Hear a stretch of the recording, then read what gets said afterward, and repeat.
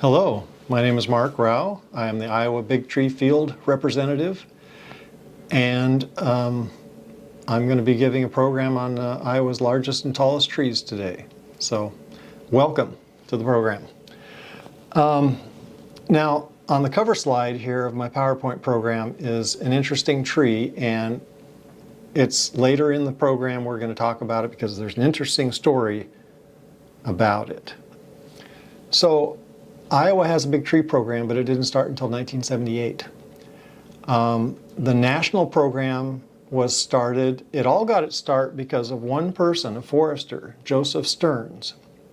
And he had this statement or request: let every tree lover, every forester, every lumberman rally to fight for the preservation of our biggest tree specimens.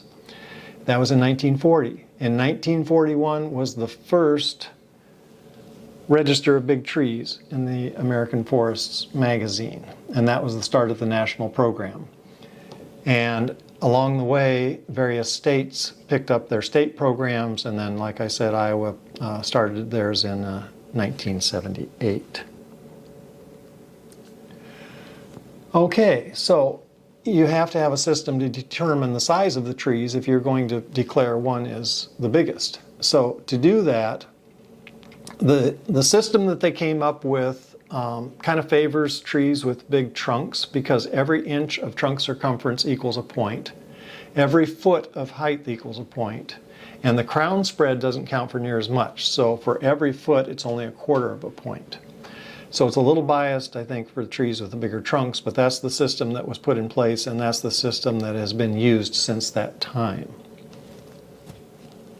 And if the trees are within 3 percentage points of each other, they're considered co-champions, which is kind of nice. So, measuring trees. It may seem kind of straightforward. You measure the trunk circumference, you measure the height and the spread, but even the trunk circumference can sometimes be kind of tricky because trees are not always on level ground. Oftentimes they have, over time, as they grow, their roots actually lift the soil up, so you may actually have to come back a ways to figure out where 4.5 feet up is. And the height is the one that gives people the most trouble because that's typically not a measurement that you're actually measuring. You're estimating the height with some sort of method from the ground, typically. So there are several methods, and we're not going to spend too much time on this. This is something that you can check online if you would like to. I will mention the stick method, however. So essentially what that is you find a pencil or a stick and you're holding it arm's length out at the tree. So you're getting the height of the tree, and then you're turning your hand like that, so a quarter turn. Then you have somebody stand out here, however high the tree was, and you measure that known distance, and then that'll give you an approximation of the tree height. So that's kind of a fairly simple concept, and it can be fairly accurate, especially if the further away you are, the more accurate you're going to get, because if it's a rounded crown, you're actually going to see the highest point of the tree. Okay, yardstick method, that's converting inches into feet, with a yardstick held out. The tangent method is a clinometer and tape measure, and that's really kind of the standard, at least it has been for most of the period of time that there's been a big tree program. So a forester will have an instrument like a clinometer, and it may be designed to give you a reading of the tree's height at 100 feet away. But the problem is, oftentimes 100 feet away is not far enough to actually see the highest point. And people typically just measure from the trunk without figuring out where that highest point is, which is, on a deciduous tree, is rarely directly above the trunk. So what happens is the measurements are typically off, and oftentimes they're way off. I measured a silver maple that was only about 75 feet tall. It was officially measured by a district forester at 125 feet tall. That's a little bit of a discrepancy, and that's too much of a discrepancy. But this last method, the sign plus sign method, is very accurate, and it involves a rangefinder, and if you get the expensive model that is really good. It does the calculations for you. You just have to find the highest twig, and you can just shoot to the different points, and it'll tell you which one is the tallest. And then shoot to the base and add those two measurements together, and you've got the height of the tree. And if you're using a tripod, you know, to get rid of your unsteadiness, it can be extremely accurate. You can be to within a few inches on a tree that's 100 feet tall. So you could even measure a tree, you know, every year and see how much it's grown. So that's pretty cool. And we talked about the stick method. That's essentially what I was talking about. And there's the problem with the tangent method there. So this person with the blue line is not actually seeing the highest point, and he's measuring from the trunk, and so that measurement is off. So if you don't have the expensive rangefinder, you can still do it with a clinometer. And with the clinometer, with the sine method, you're going to convert the degrees that you see.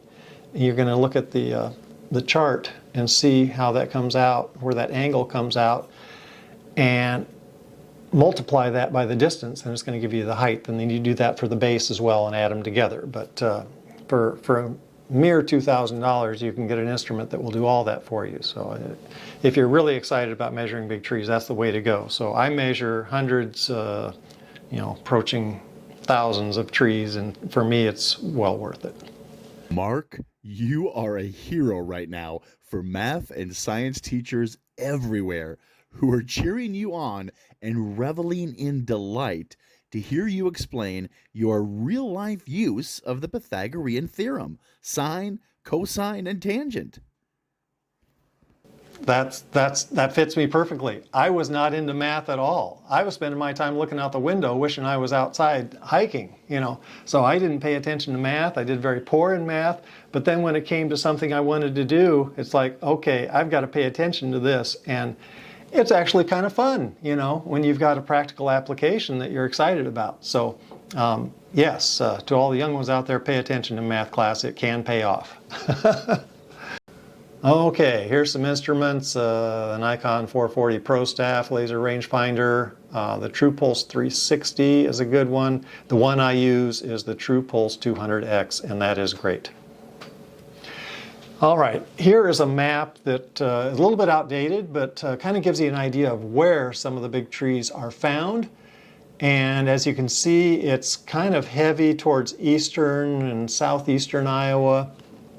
But there's a fair sprinkling in central Iowa, and then not too much in western and northwest Iowa. But this map really needs to be updated, but it's still pretty accurate. There may no longer be a champion in Mills County, and there could be a county or two elsewhere that needs to be filled in. But you can see there's kind of a hot spot here in Polk County. Quite a few in Lynn and Johnson, and then quite a few in Scott County and Lee County, but our champion county for champion trees is Des Moines County. So the Burlington area used to be our state capital at one time, and it is currently our capital for champion trees. Okay, one of the problems we encounter when it comes to the biggest trees, and silver maples and cottonwoods are kind of notorious for this, oftentimes they're actually more than one trunk. And so this is something that has to be determined, because the competition is for single stem trees, because you know, you don't want to have 10 trees competing against a single trunk tree. It's just not fair, and it's not a single tree. So looking at this silver maple, at first glance, it looks like, you know, hey, that's just a huge trunk. But let's look at it from a perpendicular angle. Now we can see there is a big seam running down it, so that shows me that that's two trees. Also notice that the diameter of the tree from this angle is quite a bit less. So those two sides are pinching together, and the tree is growing the only way it can, which is out from those points. And so you usually have, when it's a tree that's a multi-trunk tree, it's usually oval in shape. So that's one thing to look for. And also look for a seam, which is often, I don't know why, but often more visible on one side than the other. So, but sometimes it's very hard to tell. So this tree stands where Jordan Creek Mall is now. And it was kind of a loss, but this tree, turns out, is actually 3 trunks instead of 1. Now, this tree was listed as a national champion, and it wasn't a deserving one, but it's not unique to Iowa, so we see a lot of this even on the national level. And this is something that I want our Iowa program to be a little better at. I want to have ours have a little more legitimacy. You know, I want to have trees with single trunks. And so that's one of the things that I hope is an influence that I'm having on this program, is that we have legitimate trees. And when I visit other states and I see a multi-trunk as a champion, I'm a little bit disappointed. So I don't want people coming here expecting to see a column or trunk of a big tree only to find it's several trees grown together. Now this one here, a little bit questionable, but using something called the pith test, where you make a line following the limbs down into the trunk, it appears that this one is a single trunk. And this is our current state champion silver maple, and that's in Des Moines. That's actually one I looked at and discounted because I thought it was a multi-trunk until I took a closer look when the man in the photo there told me about it, and we examined it more closely. Okay, this is a former state champion white mulberry. Unfortunately, it was cut down. They did some expansion around here, so there were some buildings that were closer to this tree. So originally it was not in the way of anything, it was just out there in the open. But then when it was going to be in closer proximity to where people were going to be, they took a closer look at it. They decided it was a hazard tree, and then it was cut down. And then I was contacted to see if that was a significant tree. So anyway, it's too late, it's gone. But this is kind of interesting because I started measuring this tree, one of the first trees I ever measured, and it was only a little over 8 feet around when I first measured it. And here, when it was cut, it was probably 16 feet around. So it grew quite a bit. Another shot of the same tree. Now, here's the replacement. I found a big one in Davenport. And I actually noticed the tree many years ago, but didn't really realize just how big it was until I went out to measure it this year or last year, and it's a wonderful tree. The only problem is it grows close to the alley, and the limbs have to get pruned for the power lines. But there's not much we can do about that. But the spread parallel to the power lines is over 91 feet, and that's just crazy for a mulberry. I didn't think I'd ever see anything like that in Iowa. So that's kind of an exciting thing. And the owner is so excited about their tree that when I sent them a letter, they said not only can I measure it, but they wanted to know the dimensions I found for the tree.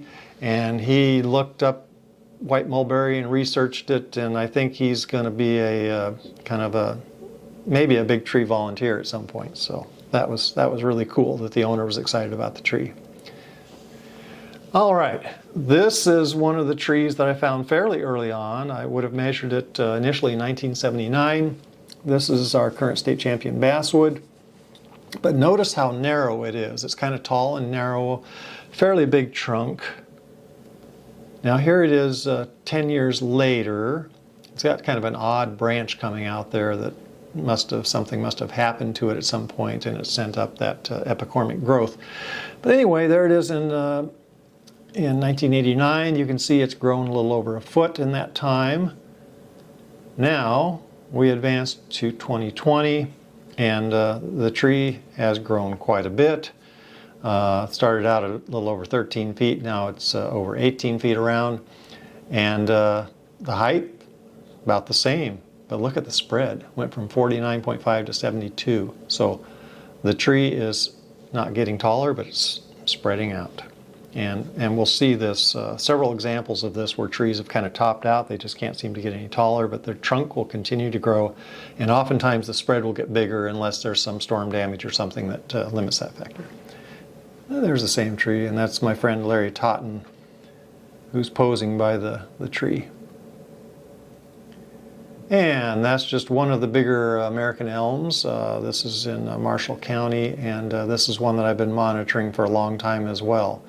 So it's grown quite a bit, but notice again the height is the same, so it didn't increase there. But the spread would have been greater. It's had quite a bit of storm damage that broke off some of those spreading limbs. Beautiful buttressed trunk. Some of those roots extend out probably 20 feet or more. Some of that might be due to erosion, but it's still pretty cool. And this is a big American elm that's on private property in Polk County. Just a wonderful tree, and it's one that had escaped me for a very long time. This is our current state champion. This American elm is in Sigourney, and a wonderful tree. The spread is incredible.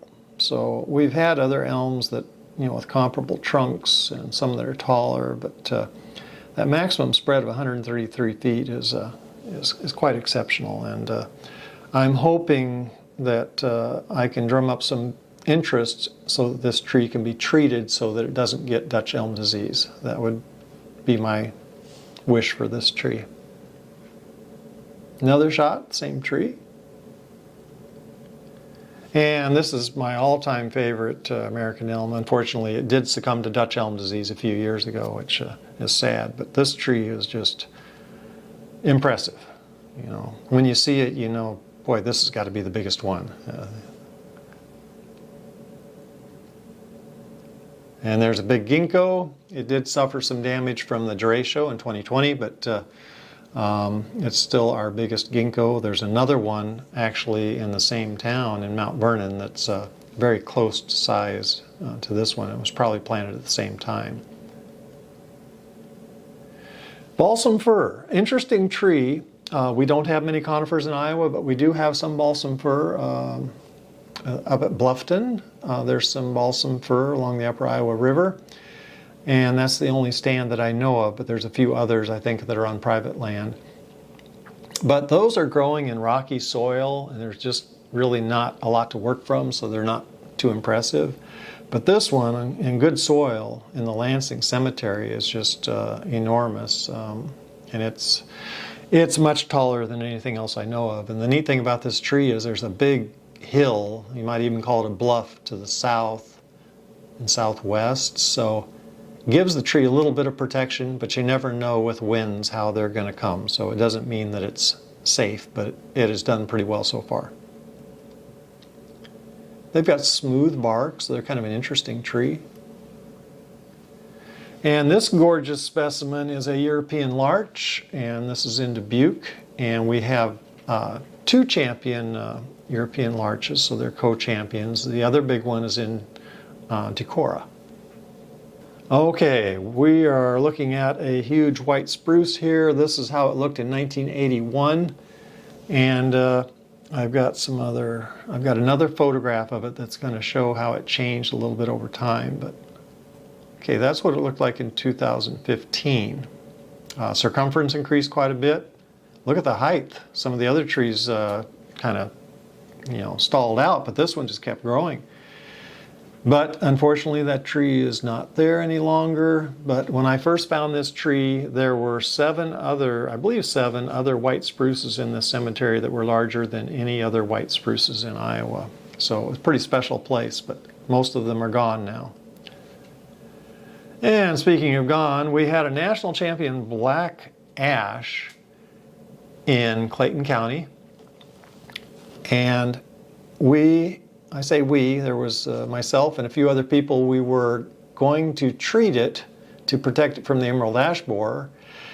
And we were approaching it, and I was getting concerned because I couldn't see it, and sure enough, the tree had snapped off. So, here we were trying, but Mother Nature sometimes has the final say. Now, I'm calling this a roundleaf serviceberry. There's some question in my mind. The tree that I've got my hand on has actually come down, but if you look over at the edge of the photo, there's another trunk there, and now that one is the biggest one, even though it's much smaller.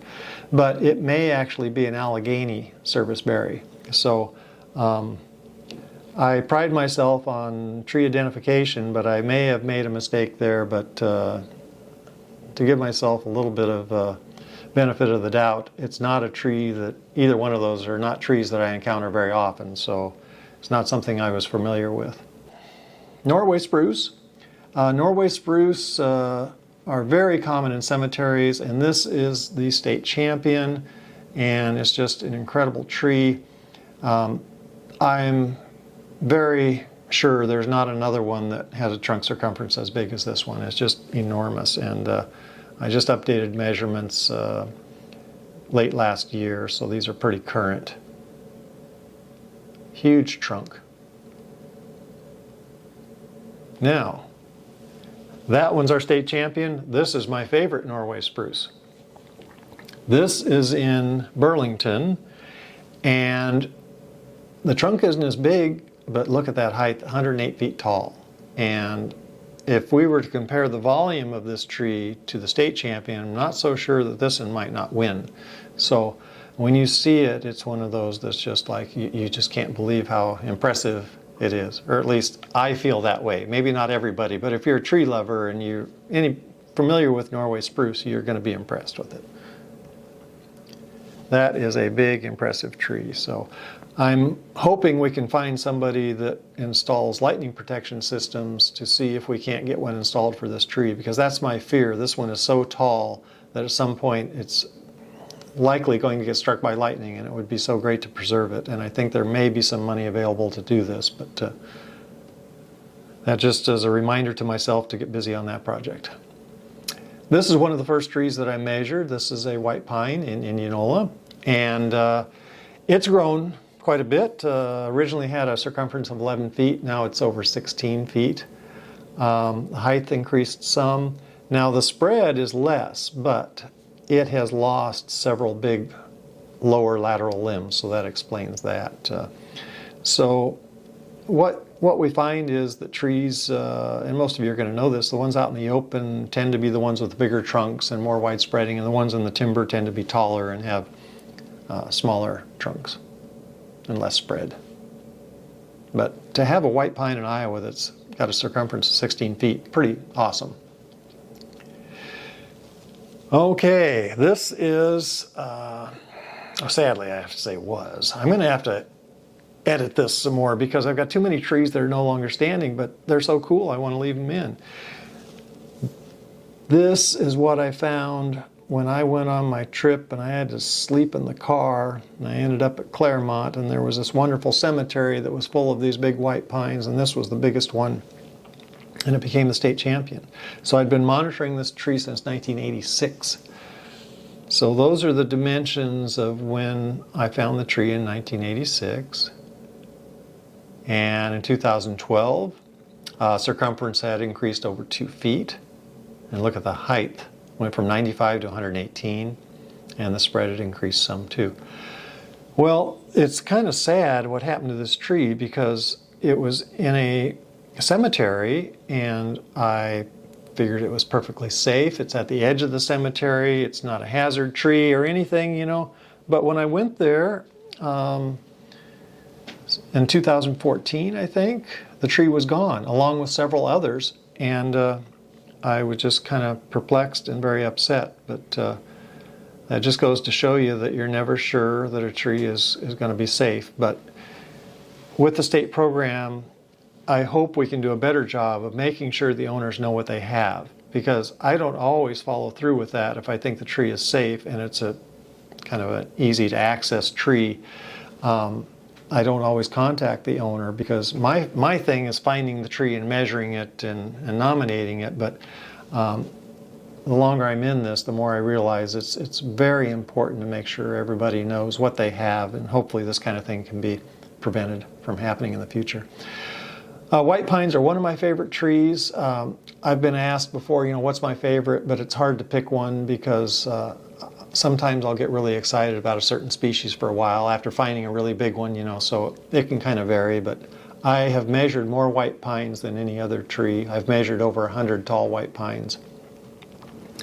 This is our second biggest one, and very impressive. This is in White Pine Hollow, 144 feet tall, approaching a 4-foot trunk diameter, just a very impressive tree.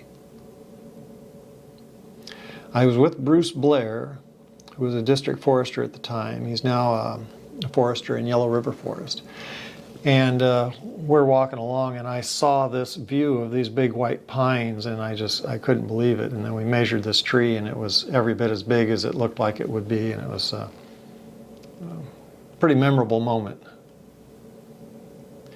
Now, this is the second tallest tree in Iowa. This is also in White Pine Hollow, and I just updated measurements of the tree this spring, so this is current to a point, although it's probably added a few inches this growing season. But when I measured it in the spring, it was up to 150 feet, 7 inches tall. So we have 2 trees in Iowa that surpass 150 feet now.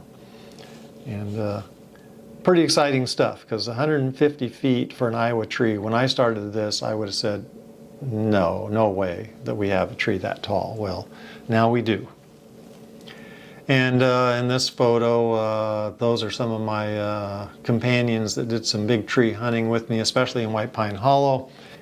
And there's a shot looking up that same tree. I kind of like these shots, even though they're not a real good measure of just what the tree looks like, but they're kind of artistic. I like them. Now, this is the tallest tree in Iowa. This is in Fayette County, 151 feet 5 inches. And hopefully it'll keep growing. I'm going to be monitoring it probably every year just to see. It's kind of exposed, so it's prone to having storm damage, but so far so good. So everyone keep their fingers crossed. Now, this is the all-round champion white pine. We lost the one at Claremont. I never thought I'd find another one similar to it. But this one is almost identical in size. The one in Claremont, had it remained and nothing had happened to it, it would have been considerably larger than this, but I'm not complaining. I'm very happy with this tree. Our champion hemlock, it's in Jackson County on high ground. You can see a little bit of a lean on the trunk, so this gets strong south winds during the growing season, which is the main reason for that bit of a slant on the trunk. But just a wonderful tree, and just one of those that when you see it, you know it's the biggest one. And speaking of the biggest one, here's the largest tulip tree in Iowa. And it's kind of interesting because I've known about this tree for many years, but my previous measurement, apparently I had not found the tallest point. And so this time I found a point that was higher, and also in recent years I've been lowering my 4.5 feet because I'm trying to determine 4.5 feet above where it germinated rather than just going up to the base of the tree and measuring up 4.5 feet. And so that added a little bit too, because there's a little bit of flare on the trunk. But this is a very, very impressive tulip tree. And there's the proud owners. And blue ash. Blue ash is an interesting tree.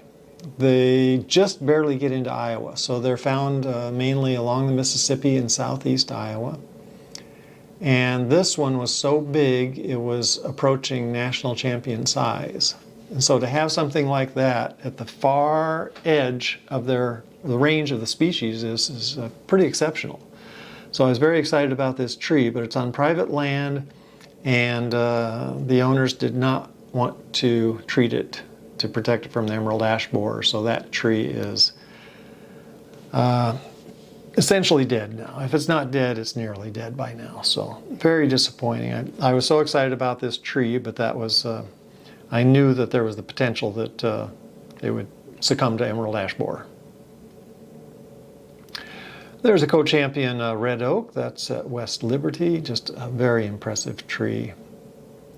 We have our 2 co-champion red oaks, and this is the other one in Burlington. Their bark is very different. When I first saw this tree, I really was convinced it was a black oak, because the bark resembles a black oak more than it does a red oak. but the acorns are red oak. So that's usually the best way of determining the oak species is by the acorns. So these are two very good specimens to represent the champion for the species. National champions are few and far between. However, we have a national champion European alder in Davenport. And this is the tree. It's a little hard to photograph because it's in the timber, but it's in Duck Creek Park, Davenport. I've been monitoring it for a number of years. That is Scott Carlson in the photograph. He is an arborist from Eldridge, and I have gone on some tree hunting expeditions with him. Not so much expeditions, usually in towns, but he has accompanied me, and we've gotten some very good trees found and measured. Okay, we touched earlier on trees sometimes being multi-trunk trees. For someone who's not looking for that, this would certainly appear to be a single trunk tree. And you've got to look close, but there is a person standing there by the base of the tree on the right-hand side there. That's Wayne Fuelbrugge, and he was a district forester and worked for the DNR for a number of years. And I mean, this tree is huge, but it's two trees. So there was some consideration of nominating this for a national champion, but I spoke up and said, I don't think we should. I have my standards, and I want our trees from Iowa to be, you know, legit single trunk trees. I want our program to have integrity is the word I'm looking for. That's perhaps the most impressive cottonwood that I ever found. By the time I found it, it was kind of broken up, but when you see the trunk up close, you'll see what I mean. Just an amazing tree. This is in western Iowa, subject to high winds and storms, and it was just pretty much open country, but there was this magnificent tree. And I am standing back away from it a little bit, but you know, a 24-foot circumference with a trunk like that goes up that far before it divides into limbs is pretty special. And this is, I want to say, our current champion. Now, I just found a cottonwood, well, I didn't find it, but there's one in Mitchell County that may be a little bigger than this. It is on the points. It all depends on whether or not it qualifies as a single trunk. This one, I think, does, and it is huge. The big dead limb that's kind of in the foreground here has since fallen down since I took this photograph and actually split out some of the trunks. So the trunk circumference has actually gotten less, which I have not encountered too much. So I'm not quite sure how to handle that situation because it hasn't actually gotten less. It's just that a strip of the trunk has peeled away. So I think I'm going to use the circumference that it had previously, and that should satisfy everybody. But it may take a while before it actually gets back to where it was and surpasses that. This is the new find that I was kind of excited about. So that is a huge tree. 29-foot 10-inch circumference, and the other dimensions are not too shabby either. So that's an impressive tree. When I was measuring it, you know, I was measuring trees along the way, and by the time I got clear up there, this is just a couple miles from the Minnesota border, it was getting late, and there was a thunderstorm just off to the west. I just had one more spread measurement to get so I could be done, and the storm was getting so close and it was getting so dark, I decided I better just not do it. So I had to go back another time and get that spread measurement. But very impressive tree. I hope it's going to qualify as a single trunk, and it's one of those that it's in the roadside ditch, and you don't see a lot of big trees in the roadside ditch. The county doesn't want them, and the landowners generally don't want them, but somehow this tree has so far survived, so pretty neat. This is our state champion pecan down in Mount Pleasant. Very impressive tree. It's just, I'm just inspired every time I see it. Just wonderful. There are pecans native to southeast Iowa. This one is most likely a planted specimen, but just an amazing tree nonetheless. And here's a tree that I had not measured until this spring, but it's a huge pear tree, and it's also very old. About half the crown was lost in a storm, I think back in the 1970s. You can kind of see a stub sticking up there. Now this man, he lives on the adjacent property, and his family has lived at this place for many, many years. But I've got another photo of a plaque, and it says, "The claim stakes on this farm were driven September 14th, 1833. The cabin built the same fall by James Box and his wife Elizabeth Melton Box." That tree may have been planted in 1833. That's pretty remarkable. So it's got some history for it too. And our state champion sycamore. This is down in Geode State Park. Very cool tree. I hope you can see me standing by the base there. And here's a trunk shot of that biggest sycamore. Just a wonderful tree. We're lucky to have it in a state park. It's suffered quite a bit of damage. It's not as tall as it used to be, and it's hollow, but very impressive tree. And I doubt that there's a bigger sycamore anywhere in Iowa. We did recently find one, though, in Lee County that has a maximum spread of 155 feet, which is pretty impressive. That's the greatest spread of any tree in Iowa. There's another shot of the big one at Geode State Park. This tree was a pretty exciting find. It's a sycamore. It's in Burlington, kind of in a wild area of Dankward Park. And the exciting thing about this one is the height. So this is the current height record for a sycamore in Iowa. And the previous day, I measured a sycamore in Lee County that actually had taken me a long time to figure out who the owners were and to get permission, and then I made a trip down there and I measured it, and it was a bit of a disappointment. And so I'd put all this effort into it, and all this time I was thinking about how tall it was going to be and how exciting it was going to be, and then it was a disappointment. And then the next day I found this sycamore, so that was kind of poetic justice. That was pretty cool how that worked out. And it's in a city park, so at least I know it's not going to get cut down for some strange reason. Also in Dankward Park, our current, well, this is the second biggest swamp white oak, but beautiful photograph and a beautiful tree. Unfortunately, when it comes to photographing the trees, I'm usually leaving from Des Moines in the morning, and by the time I get to my destination, it's midday, which is not the best time for photographs. And so once in a while I get lucky and get the good lighting and can get much better photographs. This is one of the biggest white oaks. I think the rank might be number 2 or 3. So anyways, right up there, and it's in Lee County. And when I first found this tree, I went to measure it and photograph it, and there was a cow in the pasture, a young cow, and it wasn't mean, but it was very curious and very friendly. But there I am trying to take pictures of the tree when I had the cow, and I didn't quite make it to the tree in time. And there's the cow. Our biggest pin oak, this is in Davenport, and unfortunately it was recently cut. We do not have anything else that's really close to this in size. Our next biggest one is in Des Moines, couple feet less in circumference and smaller on the height and spread as well. So this was a special tree. I'm just sorry it was cut down, but I shouldn't be too surprised because it was a huge tree in a small lot. You know, it hung over their house and the neighbors' houses and garages, and they were concerned, I'm sure, uneasy whenever there was a storm.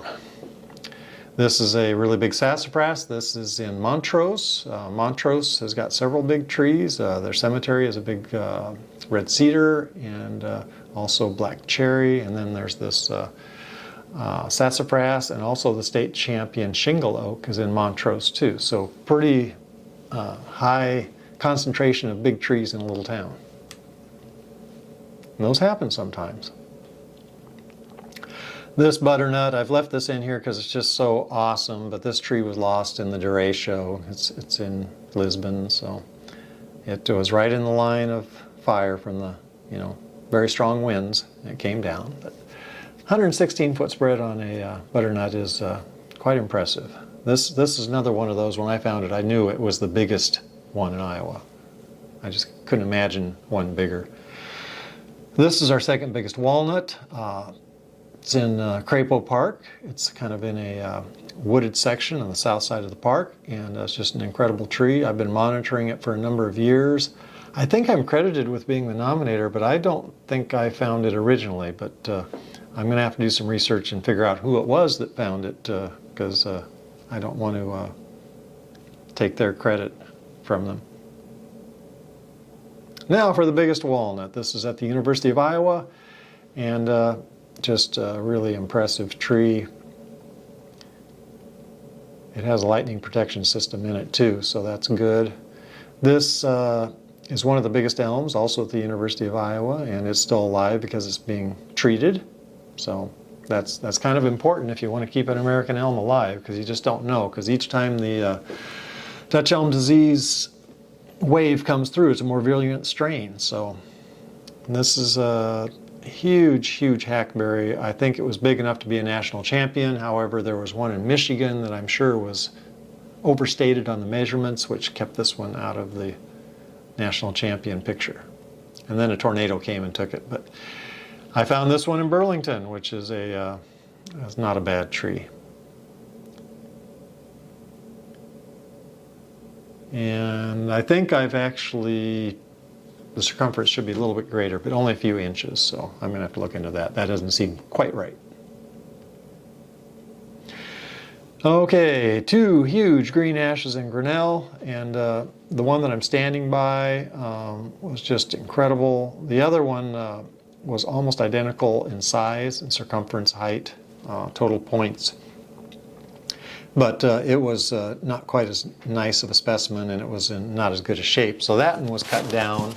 And then the big one there was supposed to have been treated for emerald ash borer. However, the city forester in Grinnell left, and then apparently the next person didn't get the message or didn't care or something, and so it ended up dying, which was especially disappointing to me because I thought it was going to be treated. So I thought the tree was all right. Had I known it wasn't, I would have tried to raise awareness to see that that could happen. So that was disappointing. Okay, white fir. There have been a number of white fir champions in Iowa.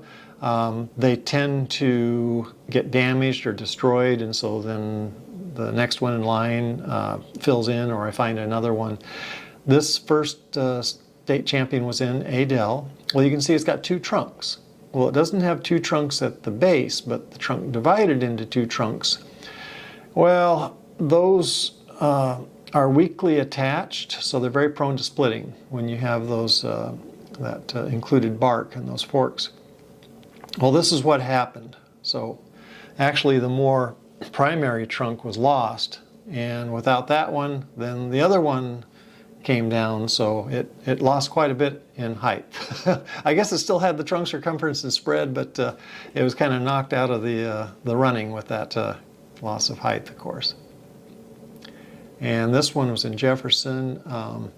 It had a similar situation. So white firs are kind of notorious for having multiple leaders. And so if you've got a fir, it's important to train it to maintain one leader, and that will pay dividends in the long run.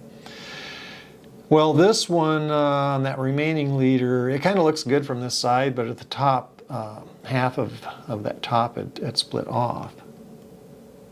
So I went up there and I was doing some thinning, hoping that more wind would pass through it rather than catching it, But it went through a drought after this, and so the top died, and now the tree is gone. So And I've been monitoring this tree for many, many years. That's a private cemetery, and I was told that they did not want to participate in the big tree program, so I really shouldn't say anything about this tree as far as location or anything.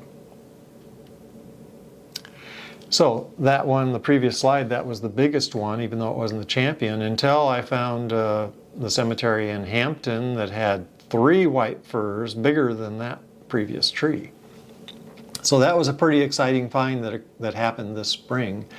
Unfortunately, none of those trees are in top-notch condition, but for now they're still standing and they're alive, and it's just pretty amazing because to find 3 white firs like that in one cemetery puts that cemetery on the map for me. So it's one of those special places. And there was also a tall white spruce there, and the second tallest blue spruce, and so very, very special place with special trees.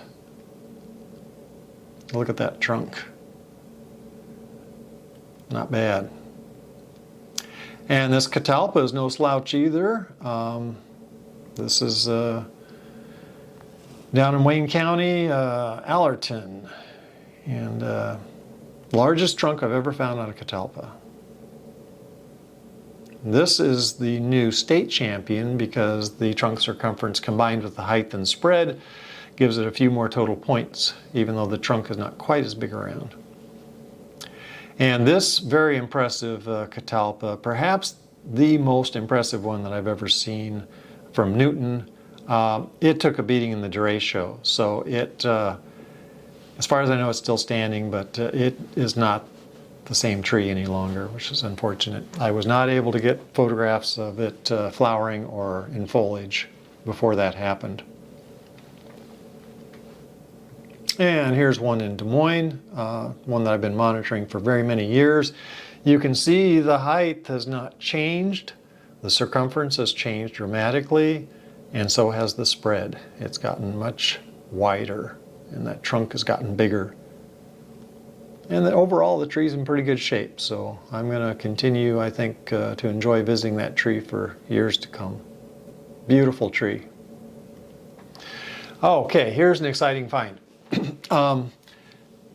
Years ago, 10 years ago, I was in White Pine Hollow and I found a big elm tree. Not so big, but tall. And so since I'm also interested in the tallest trees as well as the biggest, I measured the tree. Now the next problem was this an American elm or a rock elm? And I wasn't sure. Well, rock elms are not very common in most situations. So I didn't want to call it a rock elm only to have it turn out to be an American elm. So I listed it in my notes as an American elm and the measurements, and it was the tallest one.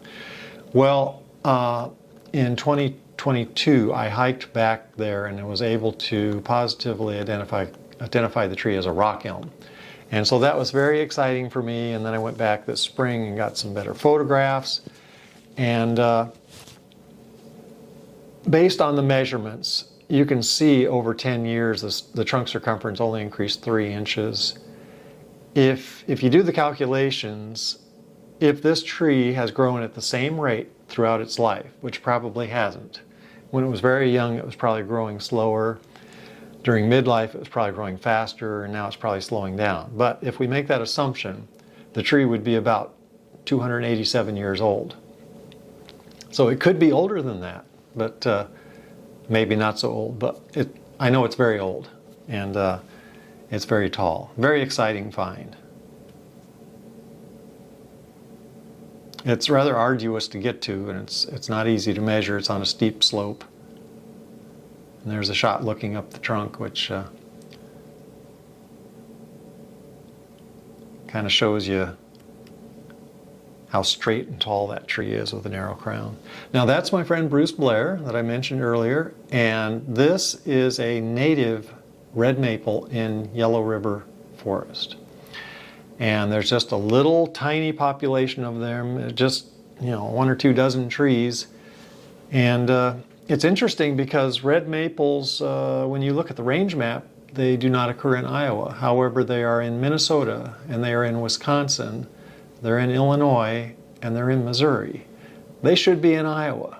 Well, it turns out they are. We just didn't know it. So it's a small population, but maybe we can get a dot on the range map in the next field guide. So pretty cool stuff. Okay, this was our cover slide, and I had mentioned that there was an interesting story with this. Well, the owner told me that the previous owner was taking down trees to make room for cropland, which is a common theme here in Iowa, unfortunately, but that's just the way it is and the way it has been. He was using dynamite to blow the trees up. And when he got to this tree, he decided it was too big and it was going to take too much dynamite, so he left it. And that's the only reason we had this state champion swamp white oak, which is amazing. But unfortunately, the derecho hit this area really hard and the tree came down. So that's very, very disappointing, but you know, at least I got it measured and photographed, and so at least we have something, you know, to go on after it's gone. And here's a little information if somebody wants to know and learn a little bit more about Iowa big trees. So thank you very much for joining me with the program, and I hope everyone enjoyed learning a little bit more about the biggest and tallest trees in Iowa.